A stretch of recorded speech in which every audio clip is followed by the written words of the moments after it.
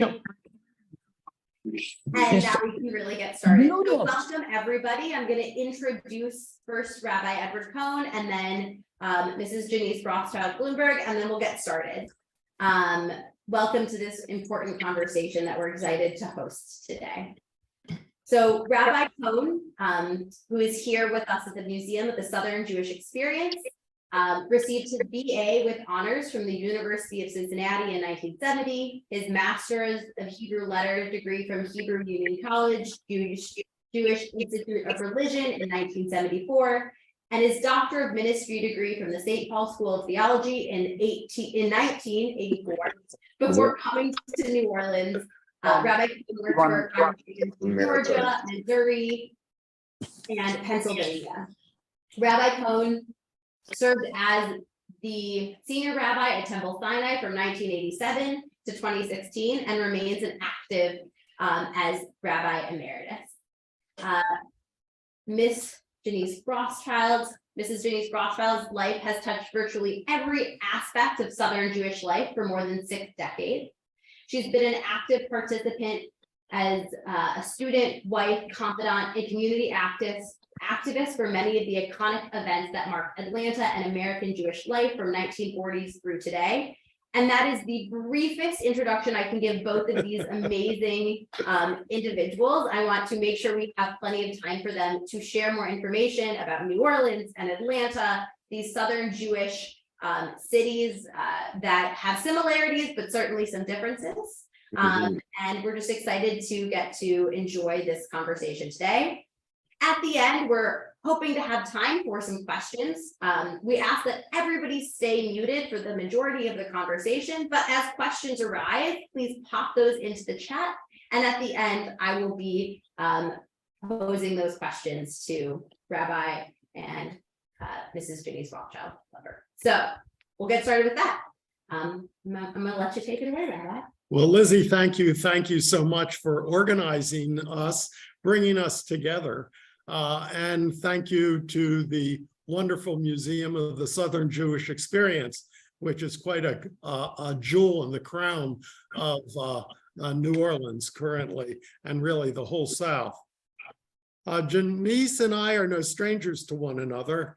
I have had the privilege of knowing her for 49 years, having met her as a newly ordained rabbi in 1974, when I came to be the assistant rabbi at the temple in Atlanta. And we worked together, usually on Tuesdays on my day off, as I remember, going through the papers of the late Rabbi Jacob Rothschild of most blessed memory. And Janice wrote a magnificent book. She had already written a wonderful centennial history of the temple, the Hebrew Benevolent Congregation of New Orleans. And I had read it many times over as a student. So Janice and I both love the history of the American Jewish community, specifically of the South.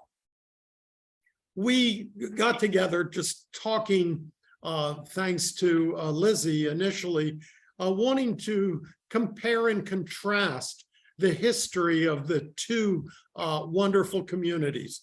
How has the history of New Orleans Jews differed from that of the Atlantan Jews? And there are quite a tremendous number of similarities and of distinctions and differences as well. In thinking about it, first, we for New Orleans, we think of the river, a river town, a very early one, 1770, with France. And France was smart enough, given the malaria and yellow fever, they sent a bunch of willing Germans to come and do a whole lot of pioneer labor here. The Mississippi helped to define the way that New Orleans grew, was established and grew and developed. And also the various countries. I mean, it was And New Orleans was very different after the Louisiana Purchase than it had been before. For one thing, we didn't have to worry about inquisitional boundaries that wanted to exclude Jews from being able to raise their heads high and say, yes, I'm Jewish. That was not allowed. That's very different from the foundation of Atlanta. Janice, why don't you share the early years of the Atlanta Jewish community with those who are listening in our conversation? Well, the Jews were first of all, Atlanta was the last of the cities in Georgia to develop, and Jews came to the state, to the colony at the time of Savannah, actually as at the same time as the original colonists. I think this is unique among the 13 original colonies that, as it happened, two of the trustees who were raising money for the expedition, for Oglethorpe's expedition, which was, as you know, to empty the prison. People were debtors, were imprisoned in those days, and since Jews took care of their own, they didn't have any of their people in the debtors' prisons. However, it was becoming a burden on the Jewish community to take care of all these people who were coming over from the German states and the Low Countries. I'm not up with my European history enough to know, but I presume that they were having an economic problems in those countries. So these Jewish wealthy people said, that's a great idea. We'll be glad to subscribe to it, but wouldn't that be a good idea for us? Let's organize. And therefore, Georgia is unique among the 13 original colonies in having a Jewish community simultaneously with the original community.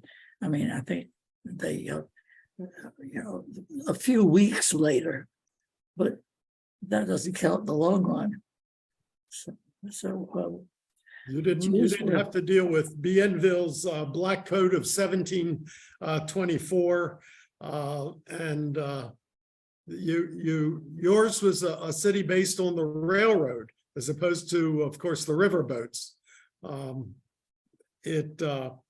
1826, Louisiana had, I understand, from Rabbi Max Heller's Jubilee History of Temple Sinai, he said that in Louisiana there were 100 Jews out of 6,000 in all of the US in 1826.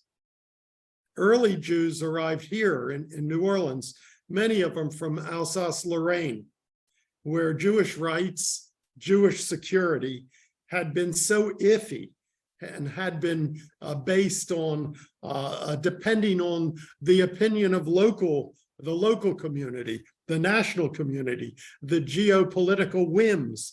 And after a while, people just said, that's it.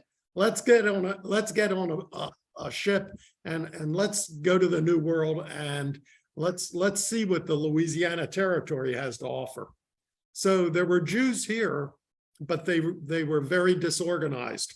It took a long time for congregations to develop. 1844 was the first formal Jewish cemetery, considering that there had been Jews here from the Spanish and French days. The names of Mendez and Solis, Delgado, and of course, Judah Toro arrived in 1803. So it took a long while for the institutions that still in our existence to really come to fruition here.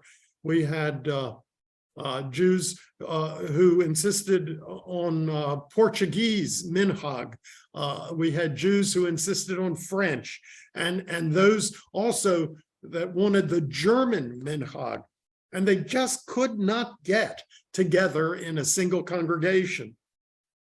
There were people who wrote that Mr. Solis was disappointed that he thought that one united congregation would be established, and it was unable to, they were unable to get together.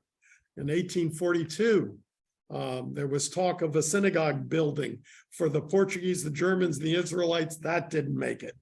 1846, the Portuguese minhag with 34 signers, they developed a congregation. 1847, Nefutzot Yehuda had been established, and then the German synagogue is advertising for a combination job, not a rabbi educator, not a cantor educator, not a rabbi administrator, but for a shochet cantor. They wanted someone who could provide kosher meat and who also could sing, probably not at the same time. But on Basin Street here, there is a marker, a historical marker that I'm sure the Toro Synagogue arranged, that in the area that was then known as Lafayette City, 40 families had established the first of other synagogues that later combined into what became known as the Toro Synagogue. By early 20th century, 7,500 Jews in Louisiana, 2/3 of whom were living in New Orleans, which at that time was the largest Jewish population of the South. Well, that's quite a difference. Right. Well, New Orleans, of course, is unique. There's nothing that really compares with New Orleans. But as far as the Jewish community is concerned, the first Jewish people came into Atlanta about the same time as the original colony there. And it was the last of the, it is the last of the cities in Georgia to be established at all. So Jews were on the ground floor as far as Atlanta is concerned. So the congregation in Columbus and in Macon and certainly in Savannah, of course. In Augusta. Yeah, really, all of them before, because the railroad had to get there, and that. Well, yeah, a lot of they were all on rivers. Yeah, They all have rivers. Atlanta, I mean, the Chattahoochee. Now we have the Chattahoochee, but Atlanta went out to it, and that's, I don't even think it's navigable north of LaGrange, so we can't really call it, a river for commercial purposes. and what did the first? What did the Atlanta Jews early on? What kinds of trades did they have? Were they involved in commerce? What did they do? They started stores. They and I think that I like to call the history of Atlanta Peddler's Progress, because they started out as as the peddlers who came down from the north, even before the railroads, because when the railroads really made it happen, and now they're peddling by air, but it was always commercial because of the transportation that was available, and it was a route from a stop-off place for arts. Although Columbus was before Atlanta was established, they have a wonderful opera house in Columbus, which predates, I think it predates Atlanta altogether as a city. But Atlanta, Jews came into Atlanta and started businesses about the same time that the city was developing. In the 1850s, there was a nice Jewish community. It wasn't enough to establish a congregation until after the Civil War. 1867 is when a lot of of institutions, including the Jewish organized community, started. Our experience was severely marked, of course, by the epidemics, the typhoid, cholera, malaria, 1853, 1867, 1878. There were deaths in New Orleans 2 times the rate of deaths from those terrible epidemics of cities the same size. If I could give just a quick plug for Peter Wolf's magnificent book, The Sugar King, which is a magnificent, well-researched, a labor of love and a distinction he should be so proud of having produced, talking about the life of Leon Gaucho, talking about the peddlers. I mean, this was a guy who came from Europe, from Alsace-Lorraine. He didn't have the proverbial pot to you-know-what in. He had little needles and little incidentals that people might want. Going up and down the river, he carried everything on a backpack. He would come to some of the plantations. He would go to the people that lived in the big house. He would go to the slaves that lived in the slave quarters. And finally, in reserve, he got a little piece of land where he could keep some of his inventory. And then he became a merchant here in very close to the river in New Orleans. And then with his peddling, he got to know the people and a little bit about agriculture and sugarcane and what these plantations were. Leon Gaucho became just a tremendously wealthy from all of his vision, his hard work. He not only had the sugarcane, the agriculture, but he produced clothing, male clothing for men and boys. And finally, had a huge department store where the Marriott Hotel is now on Canal Street, a tremendous distinction, and really was a huge force in the economic life of New Orleans. A wonderful read for anyone watching this. Get the book and you'll learn so very much. Of course, then we had the Civil War. Civil War, neither one of us enjoyed the Civil War. Did we? The Atlantan Jews and the New Orleanians, New Orleans decided we're not going to let them tear our city down. Let's just give it up. And so in 1862, the Union forces blocked the Mississippi, and a lot of New Orleans was saved, at least some of the building. And that was how about talking about Civil War Atlanta? What can you share with us about that? As you probably know, I have a wonderful Pesach story about the Civil War. Let me see if I can get it straight. Almost every man who was a somebody or wanted to be was a Mason in those days. And so the Jews understood that what's his name? The Sherman, the general was a loyal Mason and would understand what was going on.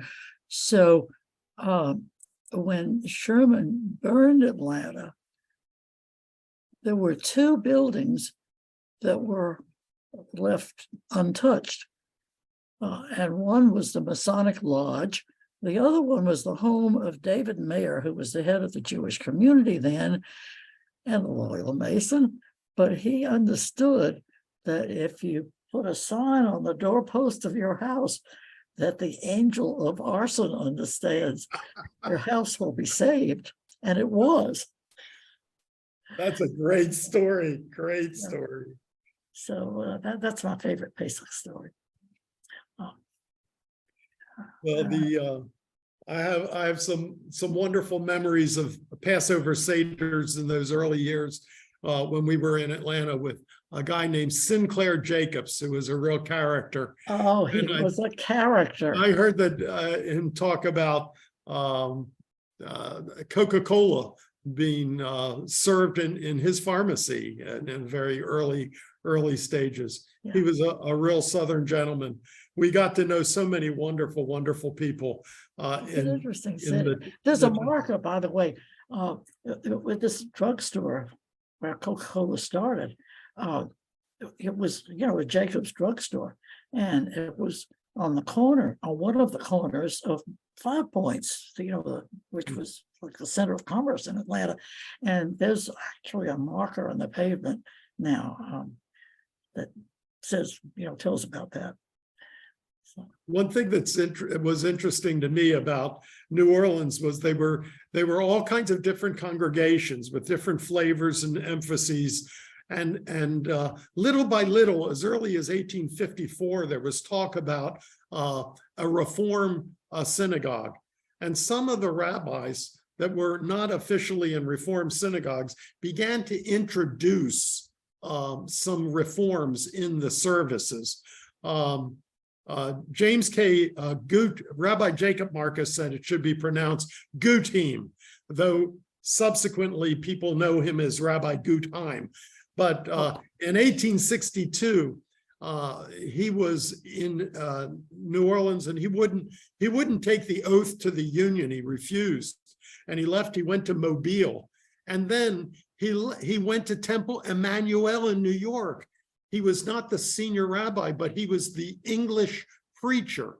In those years, there were only 3 rabbis in America who could speak comfortably and preach in English. And so when Temple Sinai was going to be established, Gutheim, it pains me to disagree or do anything that Jacob Marcus said was not right. So I'll call him Gutheim. Gutheim had already come back to New Orleans, and he became the first rabbi of Temple Sinai with the promise that a temple would be built. And sure enough, in 1872, the pioneering Reform congregation was established. We have to mention Judah Toro, though. Judah Toro covers all these cities. Judah Toro came in 1803. He was, of course, the child of the Newport Chazan, Newport, Rhode Island, a lonely bachelor.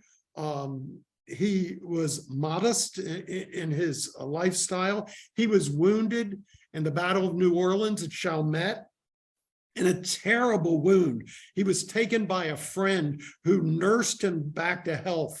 A tremendous part of his body was lost. But he became a very, very wealthy man. He gave up $10,000 personally to the erection of the Battle of Bunker Hill Monument on Bunker Hill. He was generous. He was religious. He gave to the Presbyterian Church, the Baptists, the Universalists, the Unitarians. He gave the ground for the Christ Church cathedral here in town. He saved churches from bankruptcy by giving the money. He gave that, and he said, though an Israelite to the bottom of my soul, I want to give money to keep your church in existence. He was buried by Rabbi Gutheim in Newport, Rhode Island, who went there for the official funeral, subsequent to having been buried temporarily in New Orleans. But Judah Toro gave to synagogues in New Orleans, Boston, Hartford, New Haven, Newport, Baltimore, Maryland, Richmond, Virginia, Charleston, South Carolina, Mobile, Alabama, Savannah, Georgia, Montgomery, Alabama, Memphis, Louisville, Cincinnati, Cleveland, St. Louis, Buffalo, and Albany. And he started institutions. The second oldest Jewish hospital in the nation, I think, is the Turo Infirmary.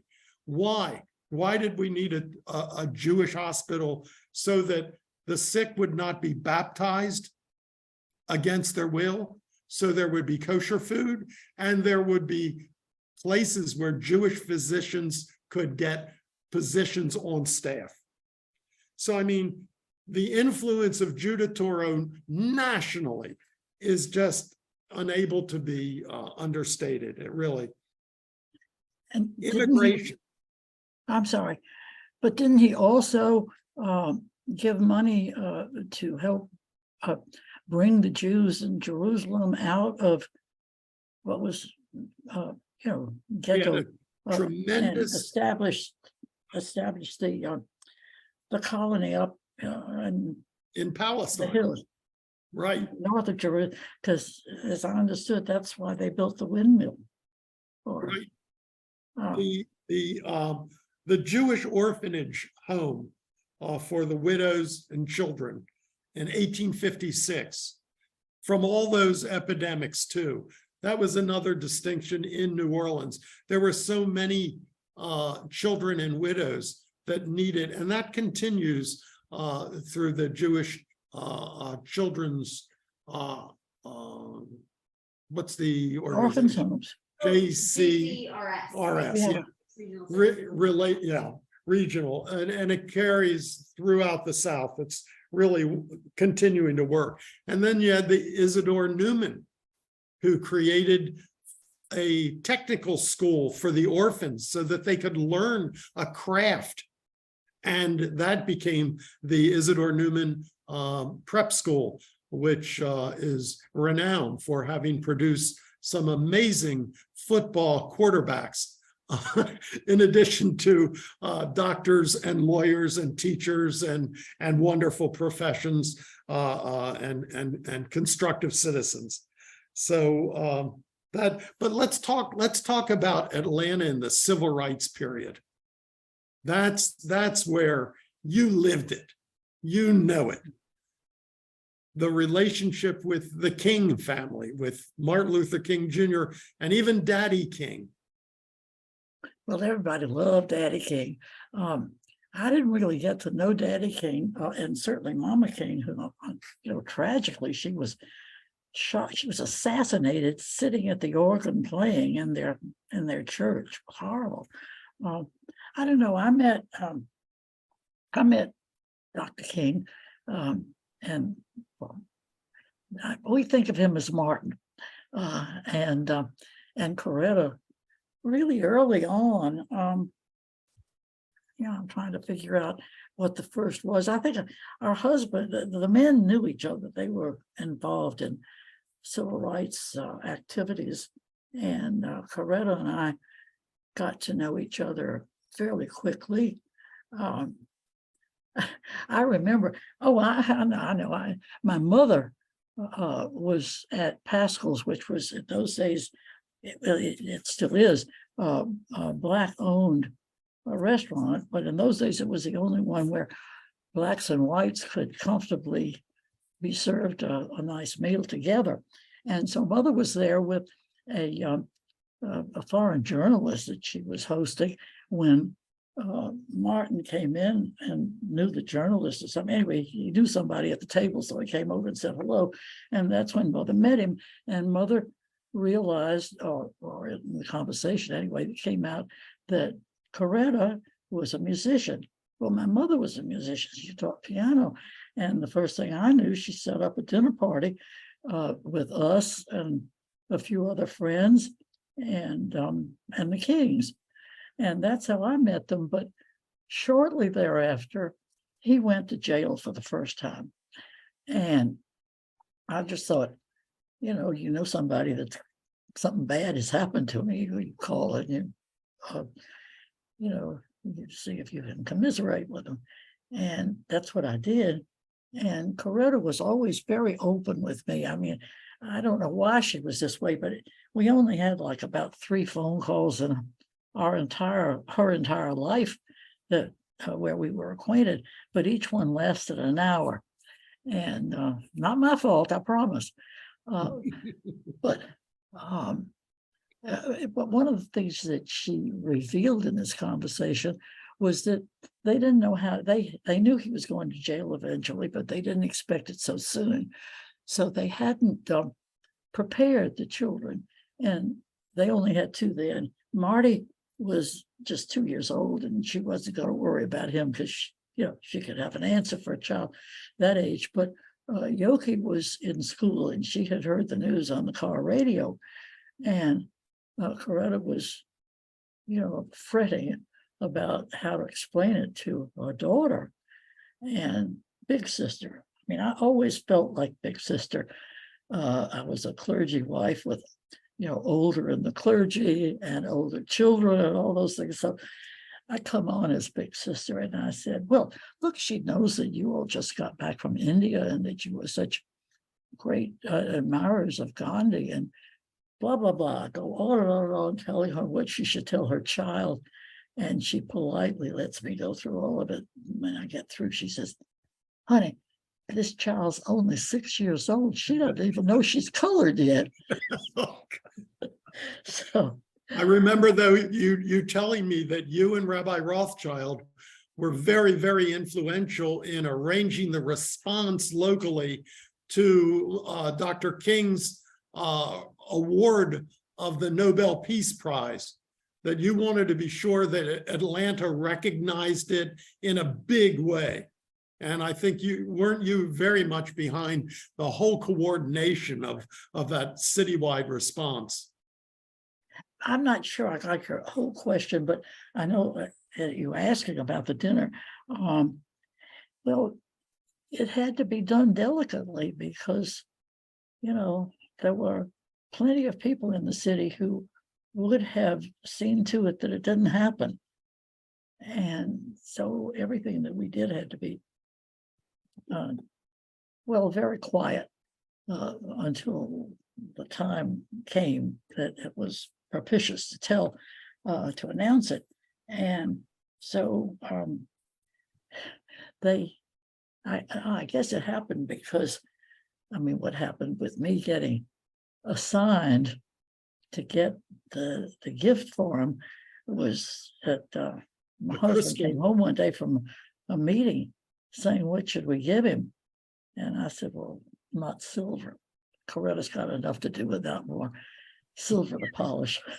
And he said, well, what? I thought for a minute. I said, well, Steuben can be engraved on. So he comes back from a meeting with the mayor the next day, and he says, he says for you to get it, you do it. Who, me? Yeah, you. So I don't know. I was sitting scribbling what I thought should go on it. I thought it should be a dogwood blossom, because not only is Atlanta the dogwood city, but there's a Christian legend about the dogwood tree and Jesus.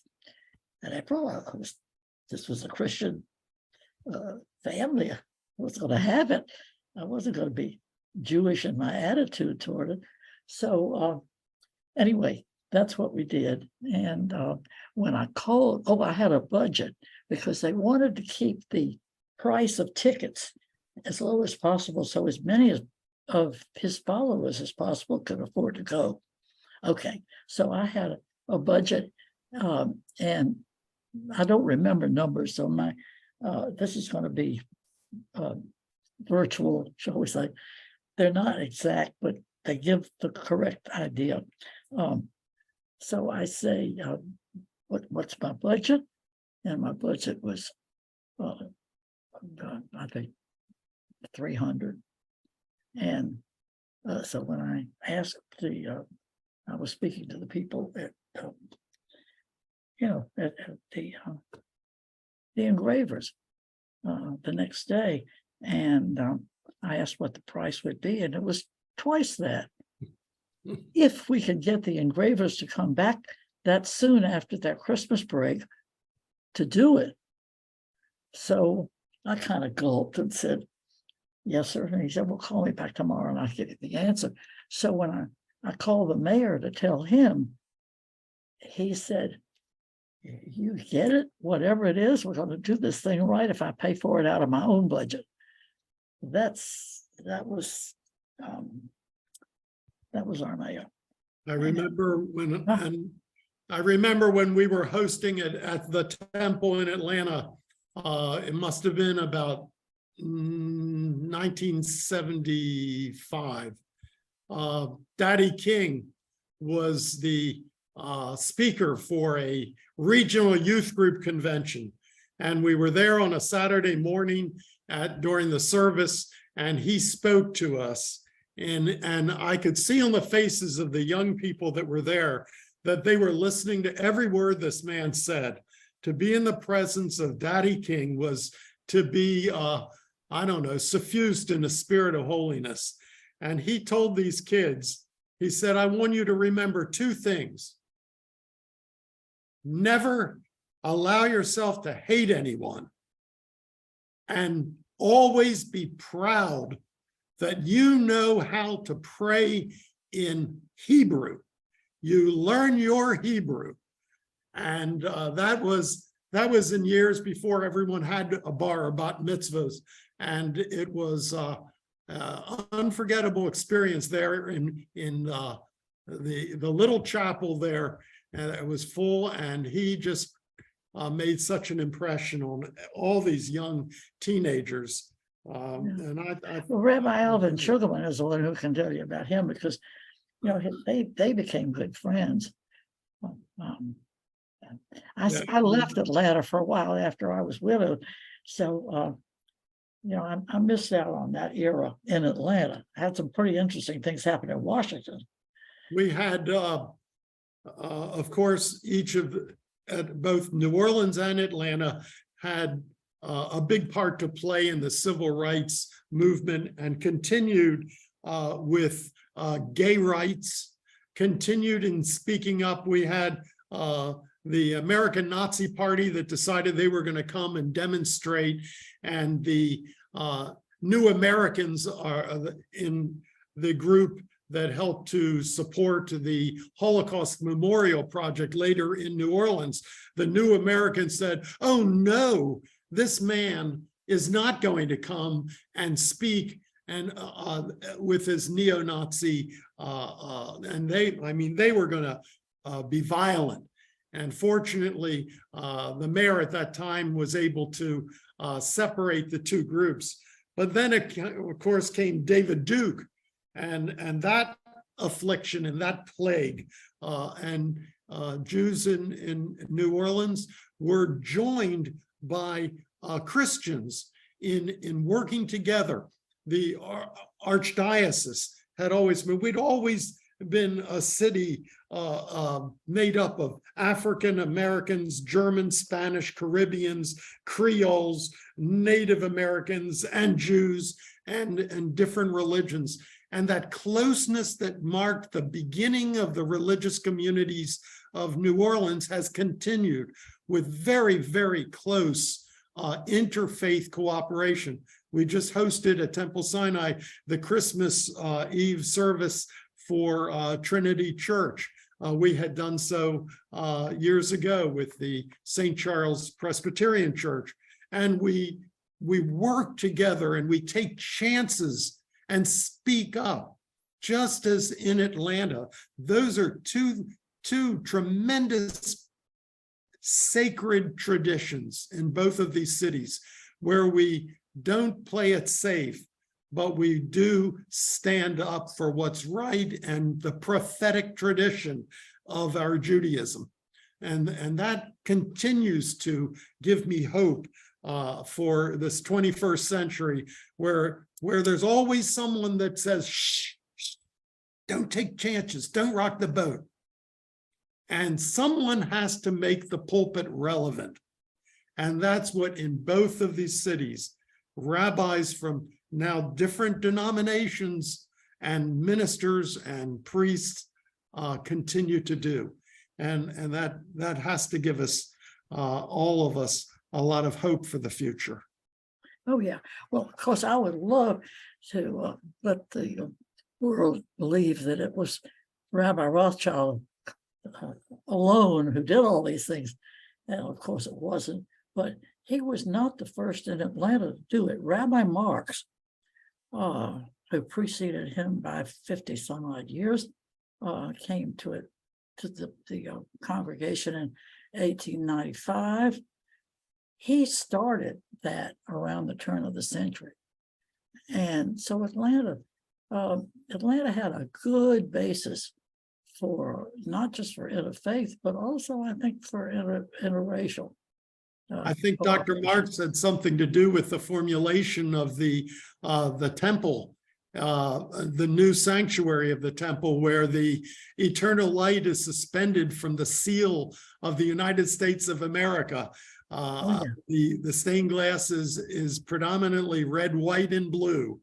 And though he was not a Zionist, he nevertheless he was a great spokesman for prophetic Judaism in Atlanta, and a wonderful model, much as Rabbi Rothschild was for us, and Rabbi Max Heller, who in fact was a Zionist, in the second rabbi. I mean, the congregation was firmly anti-Zionist in those days, way before the Second World War. You're talking about your congregation or mine? Yeah, Temple Sinai.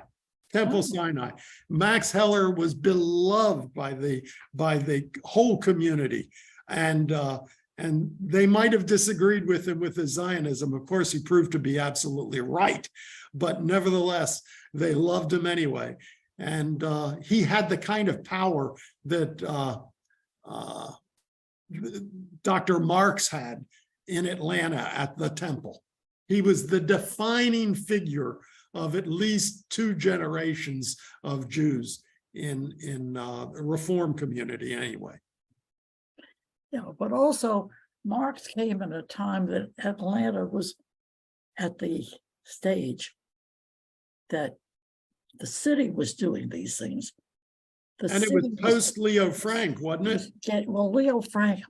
It was during Marx's time. Well, yeah. Wait a minute.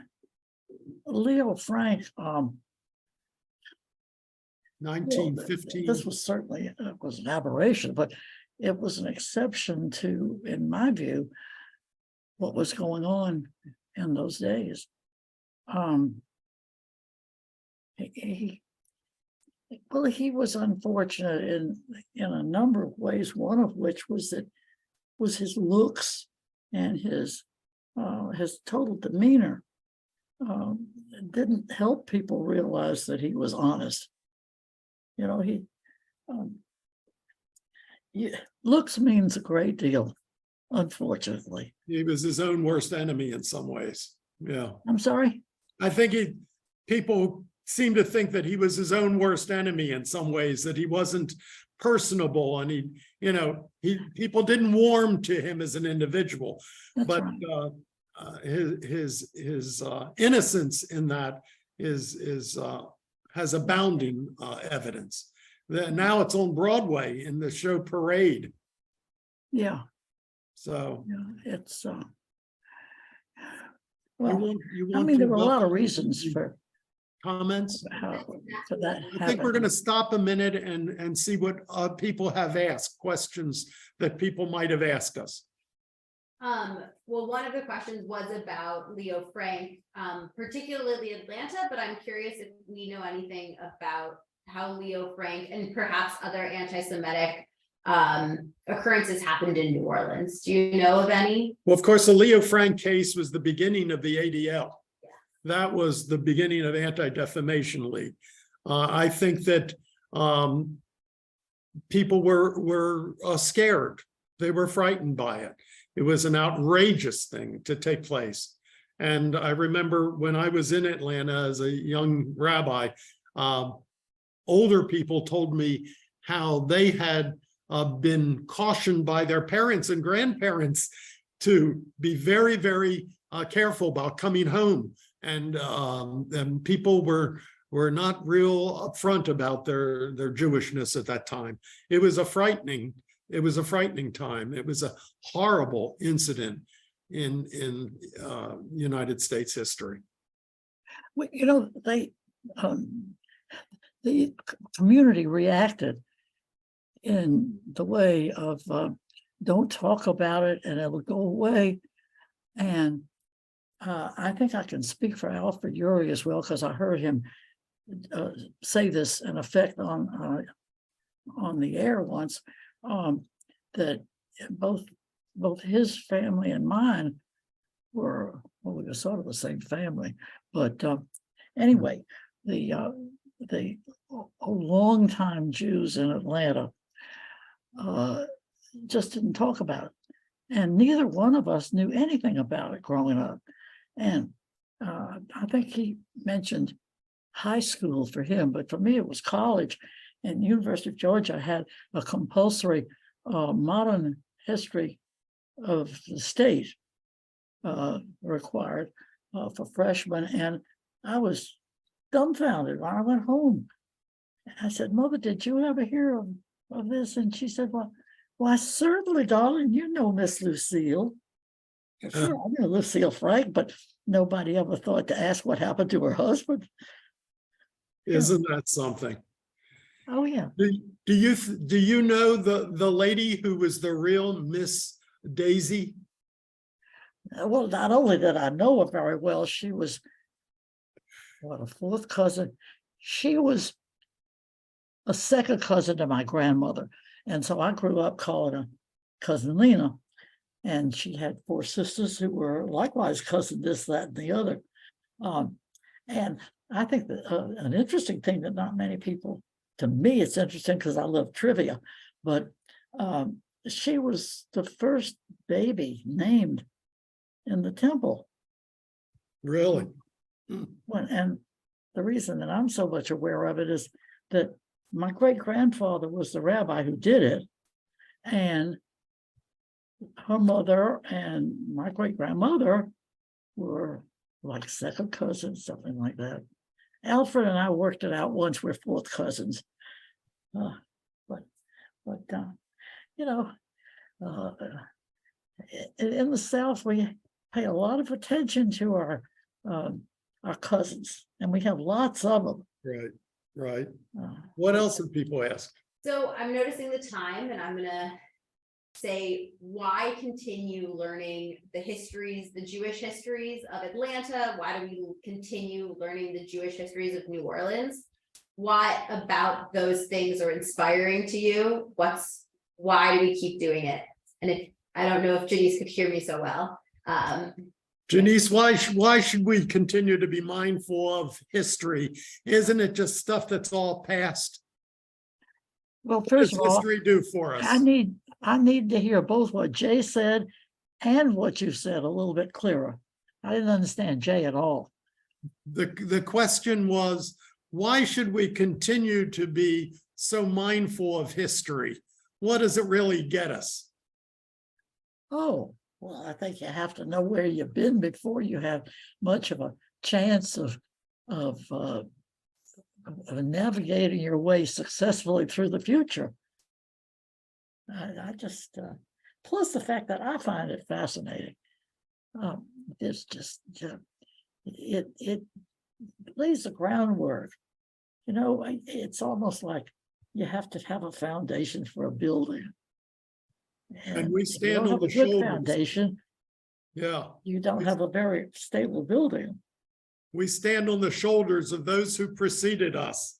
And if we are mindful of what they've done and what they've stood for, we're not going to really stray too far off of where we need to be as self-respecting Jews of the 21st century. Yeah. One thing I just recently found out, that I have kind of a connection to New Orleans that I didn't know I had.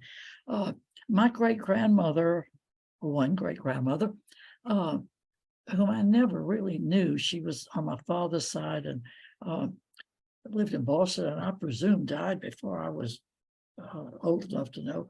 But she came in, she was a teenager, and she and her father came from Alsace-Lorraine, immigrating through New Orleans. And apparently a lot of people did. You came to wherever you could get to, and then went to where your family was or where you had some reason to want to be. Right. The rest of the family, was already established in Boston. That's where she was going. But she came in through New Orleans. All these connections. Being mindful of time, I hate to do this, but I'm going to have to end our conversation here with our connections between Atlanta and New Orleans ever interlooping. I want to thank from the bottom of our hearts here at the Museum of the Southern Jewish Experience, Rabbi Edward Cohn and Mrs. Janice Rothschild Blumberg for their time today. It is very lucky for us to get to hear your insights, your knowledge of both New Orleans and Atlanta, those paths that interweave and those paths that are so distinct.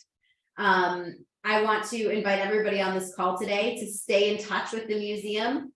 You can do that by visiting our website and getting our newsletter. You'll hear more about the museum twice a month in your inbox if you become a museum member. And you can do that by visiting msje.org/contact.